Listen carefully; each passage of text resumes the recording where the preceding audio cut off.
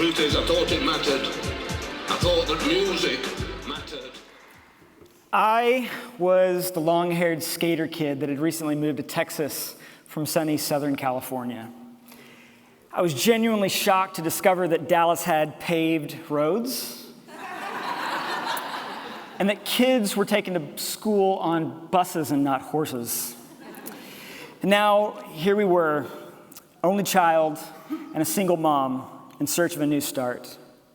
The family that I'd grown up with in Southern California was still there, and my mom was working 2 jobs to keep us fed. To say that I lacked a healthy support system would be an understatement. In the midst of the chaos of those days, I cherished the sense of freedom walking into the art room in high school. The smell of the clay, wet and ready for the kiln. The dust of the pastels on the tables. They felt like home to me. The highest grades and only awards came from stepping out of the rigid world of facts and into the world of pigment and graphite. The night that I was awarded first place for my works, next to losing my virginity, was one of very few high points in my high school career.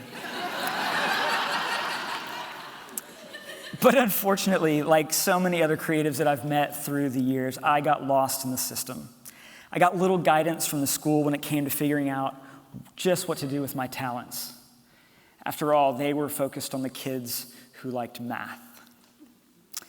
Fast forward a few years, my wife, our 11-week-old son, and our best friend Jeff were on our way home to Dallas after a week with some artist friends in Colorado.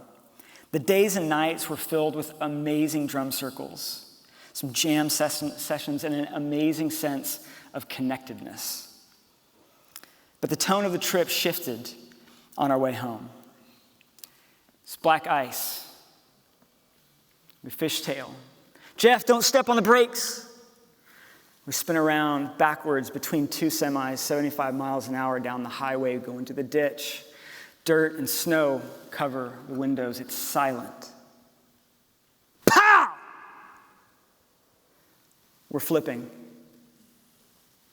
Coffee is everywhere. Hand drums are floating weightless as we fly. We land, we roll again. Regain consciousness.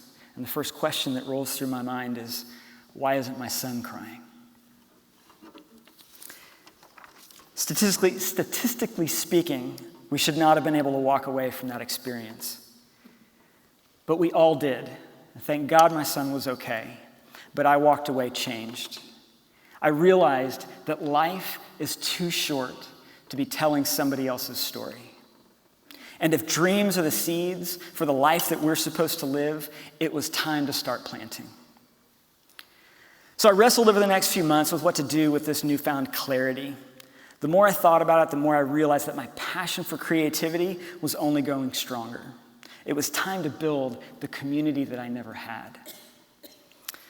It was around this time that a good friend called me seemingly out of the blue with plans to start an arts organization, but not like one that I had ever seen. Collaboration would trump competition.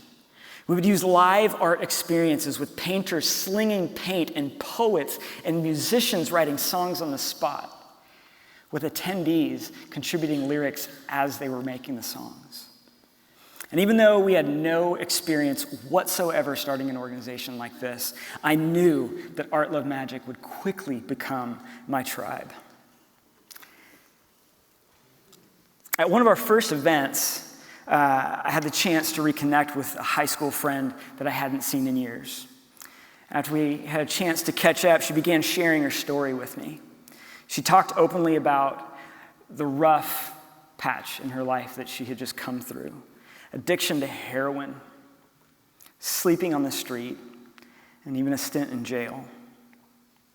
But she was clean now, and she was learning how to use photography to process her sobriety. I knew at that moment she had to be in the next show.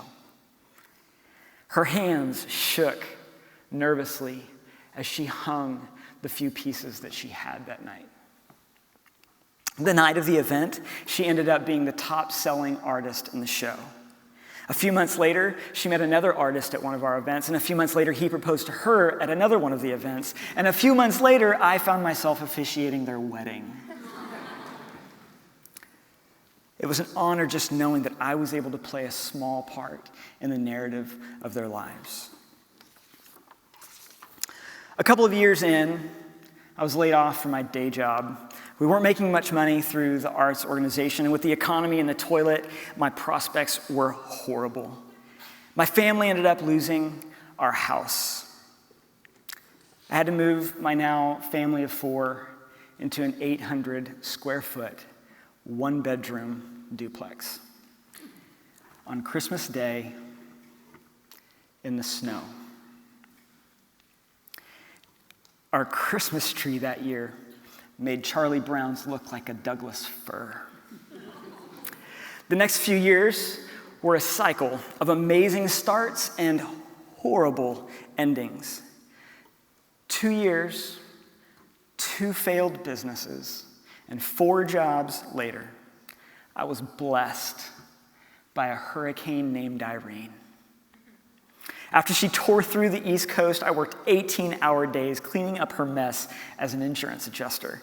I saw families whose lives had been torn apart and were just trying to make sense of the loss that they were experiencing.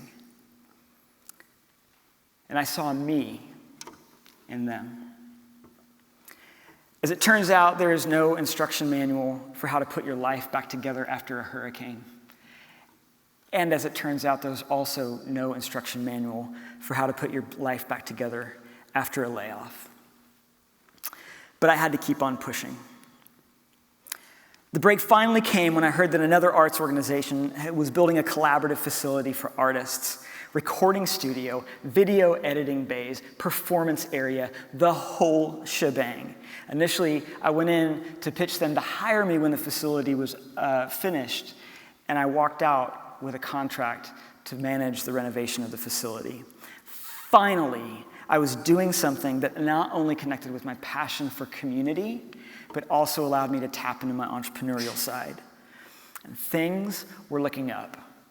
Bigger apartment, bills being paid on time, and I was able to look my kids in the eye and know that they had a dad they could be proud of.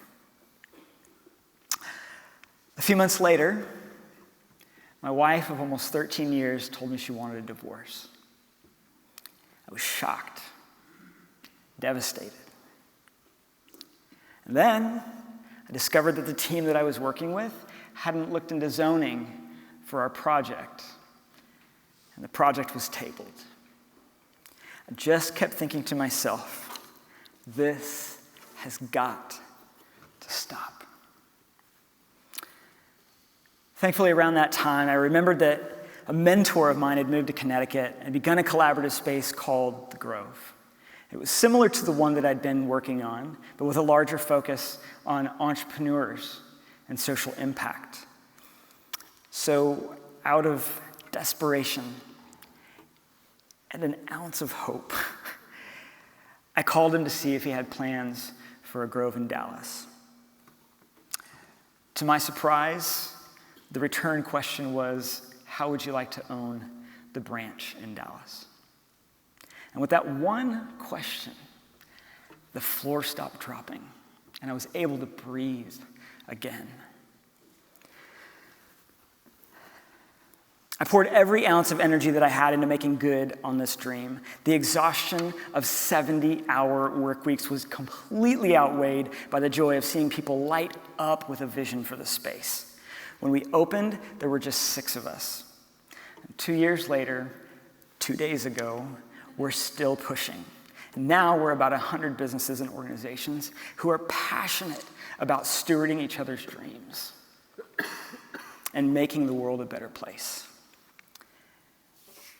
When I walk by the meeting rooms in our space now, and I see a whiteboard filled with text and diagrams, I see dreams. I see community. And at this point in my life, I would not take more money doing less rewarding work. I've pushed myself to stay true to this need to build the community that I never really had. And what started out about being about the arts ultimately turns out to being about being human. Everybody has a dream, and everybody needs a community to build that dream in. But it takes a whole lot of failing forward in the same direction to make those dreams come true.